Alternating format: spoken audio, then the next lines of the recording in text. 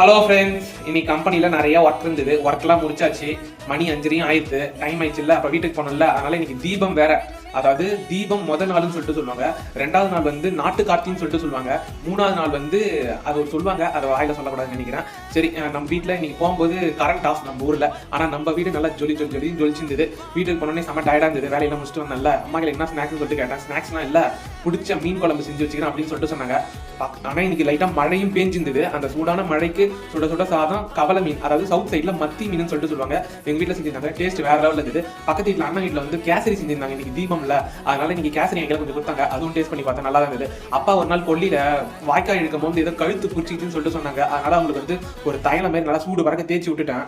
நான் ரொம்ப நாளாக வரையாமல் விட்டுட்டேன். ஆக்சுவலாக நான் கொஞ்சம் வரைவேன். எப்போனா ஒரு வாரத்துக்கு ஒரு வாட்டி, அது மாரி மாதத்துக்கு ஒரு வாட்டி வரைவேன். இப்போ வரையலான்னு சொல்லிட்டு எனக்கு ஒரு மூடு வந்துது. ட்ரெண்டிங்கான ஒரு ஹீரோயின் வரையலாம் அப்படின்னு சொல்லிட்டு எனக்கு ஒரு ஆசை. அதனால சரி, வரையறதுக்கு எப்படி ஒரு 3-4 நாள் ஆகிடும். சரி, இதை நம்ம கம்பெனியில் போய் வரையலாம். ஏன்னா கொஞ்சம் டைம்லாம் மிச்சமாகும் கம்பெனியில். அதனால அங்கே போய் கொஞ்சம் வரைஞ்சிட்டு முடிச்சிடுவோம். நைட்டு வந்து நான்வெஜ் சாப்பிட்டனால ஒரு வாழைப்பழம் சாப்பிட்டு தூங்கிடலாம் சொல்லிட்டு அம்மா வாழைப்பழம் கொடுத்தாங்க. சாப்பிட்டேன். இந்த பிளாக் உங்களுக்கு பிடிச்சிருந்தா லைக் பண்ணுங்க, சப்ஸ்கிரைப் பண்ணி ஷேர் பண்ணுங்க.